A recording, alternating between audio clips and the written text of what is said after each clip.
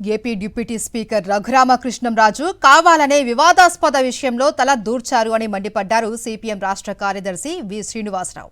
ప్రజలు వద్దు అని వారించినా ఛాలెంజ్ చేసి మరీ ఆలయం నిర్మిస్తాను అని వెళ్లడం సరికాదు అన్నారు. రఘురామకృష్ణంరాజు తప్పు చేస్తే దళితులపై కేసులు పెట్టడం ఎంతవరకు సబబు అని ప్రశ్నించారు.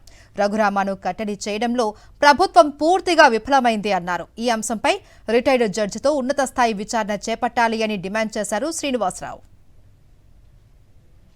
ఎందుకు రఘురామకృష్ణరాజు గారు పట్టుదలతో అక్కడ పోవటానికి ప్రయత్నిస్తే పోలీసులు ఎందుకు ఆపలేదు, ప్రభుత్వం ఎందుకు నివారించలేదు?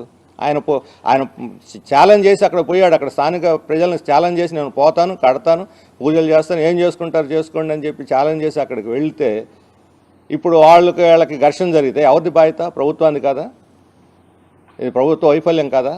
రఘురామకృష్ణరాజు గారిని కట్టడి చేయటంలో పూర్తిగా ప్రభుత్వం విఫలమైంది. ఇప్పుడు దళితుల మీద కేసులు పెట్టి ఇల్లు తిరిగి వేధించి వాళ్ళ మీద కేసులు పెట్టి జైల్లో పెట్టాలని చూస్తున్నారు. ఘర్షణకు పోయిందేమో రఘురామకృష్ణరాజు గారు. పేట మీద వీళ్ళు ఎక్కడికి పోలేదు, ఎవరి మీదకి పోలా. వాళ్ళ పేట మీదకి రఘురామకృష్ణరాజు గారు వెళ్ళారు. రఘురామకృష్ణరాజు గారి మీద ఎందుకు కేసు పెట్టలేదు? ఆయనంటే పోయినటువంటి ఆయన అనుగుల మీద ఎందుకు కేసు పెట్టలేదు? కేసులన్నింటిని పెండింగ్లో పెట్టి సమగ్రమైన విచారణ జరిపించి రిటైర్డ్ జడ్జి కానీ లేదా ఉన్నత స్థానంలో ఉన్నటువంటి జడ్జిని కానీ నియమించి వాస్తవాలు తెలుసుకొని ఇటువంటి పునరావృతం కాకూడదు. ఇదే రకమైన పద్ధతులు ఇదే రకంగా హ్యాండిల్ చేస్తే రాష్ట్ర ప్రభుత్వం భవిష్యత్తులో రాష్ట్రం మన మత ఘర్షణలకు నెలవవుతుంది.